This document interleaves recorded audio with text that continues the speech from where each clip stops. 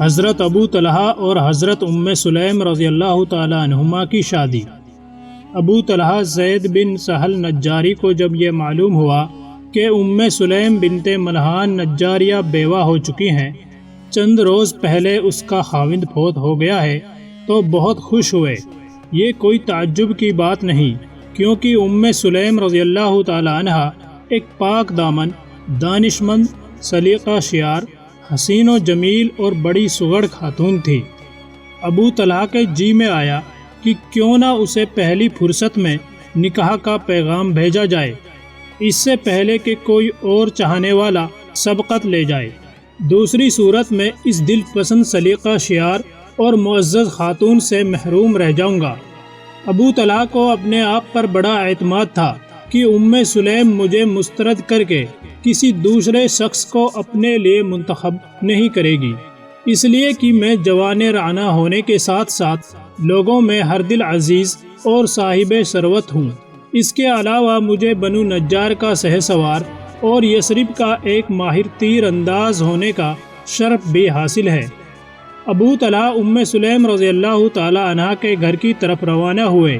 چلتے چلتے راستے میں خیال آیا کہ ام سلیم نے مبلغ اسلام حضرت مصعب بن عمیر رضی اللہ تعالی عنہ کی دعوت و تبلیغ سے متاثر ہو کر اسلام قبول کر لیا ہے، اس بنا پر کہیں وہ مجھے مسترد نہ کر دے۔ لیکن ساتھ ہی یہ خیال بھی آیا، کوئی بات نہیں، اس میں کیا حرج ہے، اس کا خاوند بھی تو اپنے آبا و اجداد کے دین کا پیروکار تھا اور حضرت محمد صلی اللہ علیہ وسلم کی دعوت سے پہلو تہی اختیار کیے ہوئے تھا۔ بہرحال ابو طلحہ ام سلیم کے گھر پہنچے، اندر آنے کی اجازت طلب کی، انہوں نے اجازت دے دی۔ ام سلیم کا بیٹا انس بھی گھر میں موجود تھا۔ ابو طلحہ نے مدعا بیان کرتے ہوئے نکاح کا مطالبہ کر دیا۔ ام سلیم نے کہا، تجھ جیسے شخص کو رد تو نہیں کیا جا سکتا، لیکن میں تجھ سے ہرگز شادی نہیں کروں گی، اس لیے کہ تم کافر ہو۔ ابو طلحہ نے سمجھا کہ ام سلیم بہانہ کر رہی ہے، ہو سکتا ہے کہ اس نے کسی ایسے شخص کو منتخب کر لیا ہو جو مجھ سے بھی زیادہ مالدار اور باعزت ہو۔ یہ خیال آتے ہی ابو طلحہ نے ام سلیم سے کہا، اے ام سلیم، اللہ کی قسم، میرا کافر ہونا تجھے شادی سے نہیں روک رہا۔ ام سلیم نے پوچھا، تو کیا چیز روک رہی ہے؟ اس نے کہا، سونے چاندی کی چمک دمک۔ کہنے لگی، اچھا، کیا سونا چاندی میرے آنکھوں کو کھیرا کیے ہوئے ہے؟ بولے، ہاں۔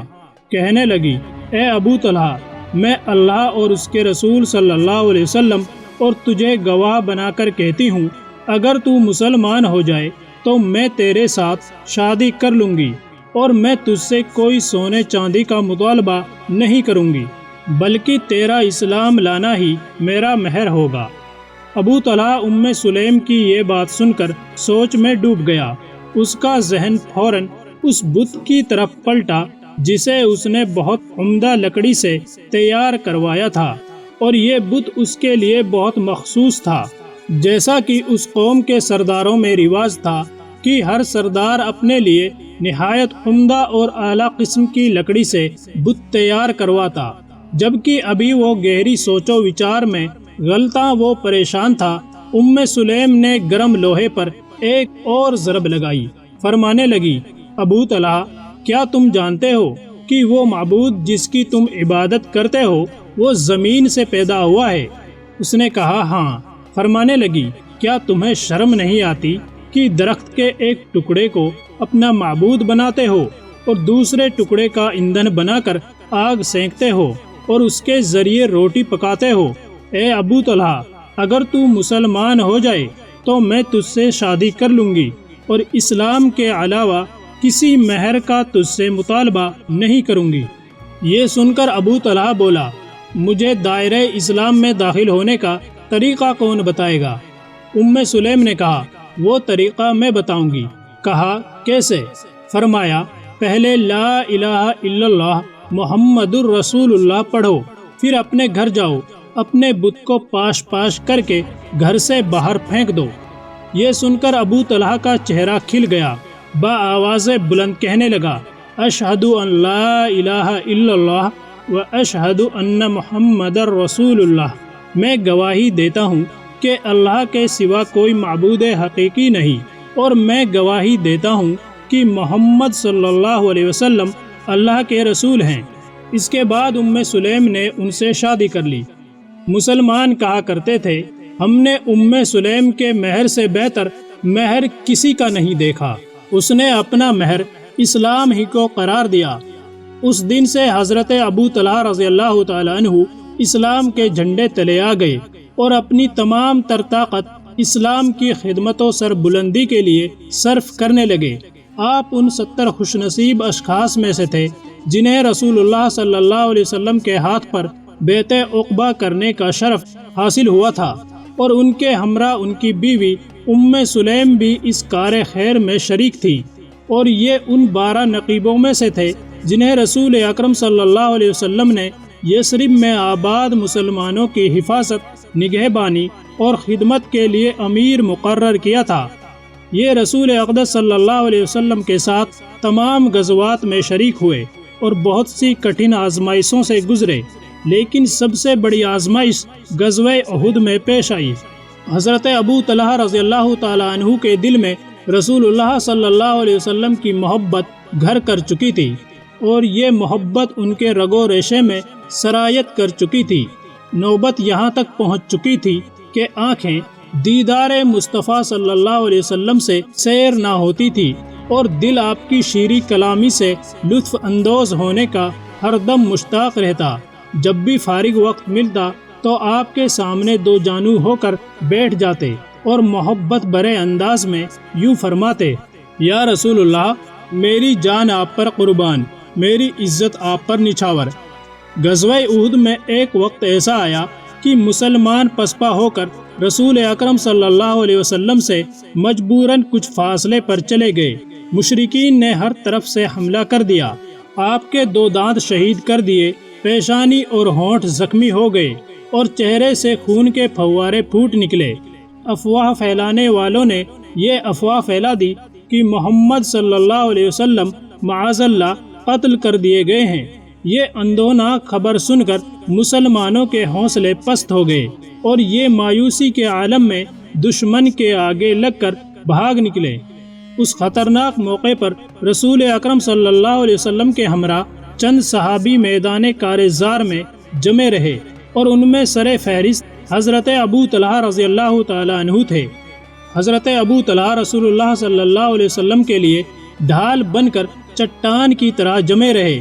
تھوڑی دیر بعد ابو طلحہ رضی اللہ تعالیٰ عنہ نے اپنی کمان سنبھالی، تیر درست کیے اور یکے بعد دیگرے مشرکین کو نشانہ بنانے لگے۔ یہ اتنے ماہر تیر انداز تھے کہ ان کا کوئی بھی نشانہ خطا نہیں جاتا تھا۔ نبی اکرم صلی اللہ علیہ وسلم ابو طلحہ رضی اللہ تعالیٰ عنہ کے پیچھے سے ایڑیاں اٹھا کر ہر تیر کا نشانہ دیکھنے لگے۔ یہ صورتحال دیکھ کر حضرت ابو طلحہ رضی اللہ تعالیٰ عنہ نے عرض کی، یا رسول اللہ صلی اللہ علیہ وسلم، میرے ماں باپ آپ پر قربان، میری جان اور جسم کا ہر حصہ آپ پر نثار، آپ اس طرح دشمن کی طرف نہ جھانکیں، خطرہ ہے کہ کہیں آپ کو نشانہ نہ بنائے۔ حضرت ابو طلحہ رضی اللہ تعالیٰ عنہ مسلسل رسول اقدس صلی اللہ علیہ وسلم کا دفاع کرتے رہے، یہاں تک کہ 3 کمانیں ٹوٹ گئیں اور بے شمار دشمن موت کے گھاٹ اتار دیے۔ پھر لڑائی ختم ہو گئی اور اللہ تعالیٰ نے اپنے نبی صلی اللہ علیہ وسلم کو بال بال بچا لیا۔ جیسا کہ حضرت ابو طلحہ دوران جنگ اللہ کی راہ میں اپنی جان نثار کر دینے کے سلسلے میں سخی تھے، اسی طرح راہ خدا میں اپنا مال خرچ کرنے میں سخاوت کے دھنی تھے۔ مدینہ منورہ میں حضرت ابو طلحہ کی ملکیت میں کھجور اور انگور کا ایک بہت بڑا باغ تھا جس کی مثال نہیں ملتی تھی۔ اس کے پھل بہت عمدہ اور پانی نہایت میٹھا تھا۔ ایک روز حضرت ابو طلحہ رضی اللہ تعالیٰ عنہ اپنے باغ میں سایہ دار درخت کے نیچے نماز پڑھ رہے تھے کہ ایک سبز رنگ، سرخ چونچ اور گلابی پاؤں والا خوبصورت پرندہ اس درخت کی ٹہنی پر بیٹھ کر بڑی سریلی اور دلدوز آواز میں چہچہانے لگا۔ یہ دلکش آواز حضرت ابو طلحہ رضی اللہ تعالیٰ عنہ کو بہت پسند آئی اور نماز میں تمام تر توجہ اس کی طرف ہو گئی۔ اور یہ اس دلکش آواز میں اتنا کھو گئے کہ یہ یاد نہ رہا کہ کتنی رکعت پڑھ چکے ہیں، 2 رکعت، 3 رکعت، کچھ یاد نہیں رہا۔ جب نماز سے فارغ ہوئے سیدھے رسول صلی اللہ علیہ وسلم کی خدمت میں حاضر ہوئے اور یہ ماجرا کہہ سنایا۔ باغ کے دل فریب منظر، پرندے کی دلسوز آواز اور پودوں کی بھینی بھینی خوشبو سے نماز میں پیدا ہونے والی ایک غفلت کا شکوہ کیا، اور ساتھ ہی یہ اعلان کر دیا، یا رسول اللہ صلی اللہ علیہ وسلم، گواہ رہیے گا، میں نے یہ دل پسند باغ اللہ کے لیے وقف کر دیا ہے، اب آپ اپنی پسند کے مطابق جہاں چاہیں اسے صرف کر دیں۔ حضرت ابو طلحہ رضی اللہ تعالیٰ عنہ نے روزے دار اور مجاہدانہ روپ میں تمام زندگی بسر کی۔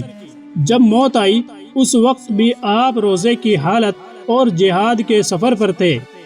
رسول اقدس صلی اللہ علیہ وسلم کے وصال کے بعد 30 سال زندہ رہے، ایام عید کے علاوہ کبھی روزہ نہیں چھوڑا، لمبی زندگی پائی، بڑھاپا بھی جہاد کی راہ میں رکاوٹ نہ بن سکا، دین الہی کے غلبے اور اعلی کلمت اللہ کے لیے دور دراز سفر کرتے رہے۔ حضرت عثمان غنی رضی اللہ تعالیٰ عنہ کے دور خلافت میں مسلمانوں نے ایک جنگ کے سلسلے میں بحری سفر اختیار کیا، تو حضرت ابو طلحہ رضی اللہ تعالیٰ عنہ بھی لشکر اسلام کے ساتھ روانہ ہونے کے لیے تیار ہونے لگے۔ بوڑھے باپ کو تیار ہوتا دیکھ کر بیٹوں نے کہا، ابا جان، اللہ آپ پر رحمت کرے، اب آپ بوڑھے ہو چکے ہیں۔ آپ نے رسول اقدس صلی اللہ علیہ وسلم، حضرت ابو بکر صدیق اور حضرت عمر فاروق رضی اللہ تعالیٰ عنہما کے ہمراہ بہت جنگیں لڑی۔ عذراء کرم، اب آپ آرام کریں، اب ہماری باری ہے، ہم آپ کی جانب سے جنگ لڑیں گے۔ بیٹوں کی بات سن کر فرمانے لگے، بیٹوں سنو، اللہ تعالیٰ کا ارشاد ہے، ہلکے اور بوجھل نکل کھڑے ہو اور اپنے مال اور جان سے اللہ کی راہ میں جہاد کرو۔ اس نے ہم سب کو جہاد کے لیے نکلنے کا حکم دیا ہے، عمر کی کوئی قید نہیں لگائی، اور لشکر اسلام کے ساتھ جہاد کے لیے روانہ ہو گئے۔ یہ عمر رسیدہ حضرت ابو طلحہ رضی اللہ تعالیٰ عنہ لشکر اسلام کے ساتھ کشتی پر سوار سمندر کے وسط میں مصروف سفر تھے کہ شدید بیمار ہو گئے، اور دیکھتے ہی دیکھتے اپنے خالق حقیقی سے جا ملے۔ مسلمان ابو طلحہ رضی اللہ تعالیٰ عنہ کو دفن کرنے کے لیے کسی جزیرے کی تلاش کرنے لگے، لیکن انہیں 7 دن کے بعد ایک جزیرہ نظر آیا۔ ان 7 دنوں میں حضرت ابو طلحہ رضی اللہ تعالیٰ عنہ کی لاش تر و تازہ رہی، یوں معلوم ہوتا تھا جیسے آرام کی نیند سو رہے ہوں۔ سمندر کے دامن میں اہل خانہ اور وطن سے دور، خاندان اور گھر سے دور حضرت ابو طلحہ رضی اللہ تعالیٰ عنہ کو دفن کر دیا گیا۔ یہ دوری ان کو کوئی نقصان نہ دے گی، کیونکہ یہ اپنے اللہ رب العزت کے قریب ہیں۔ اللہ کی ان پر ہزارہ رحمت ہوں، آمین یا رب العالمین۔ ویڈیو پسند آئی ہو تو لائک ضرور کریں، اور مزید ایسی ہی ویڈیوز دیکھنے کے لیے چینل کو سبسکرائب کرنا نہ بھولیں۔ شکریہ۔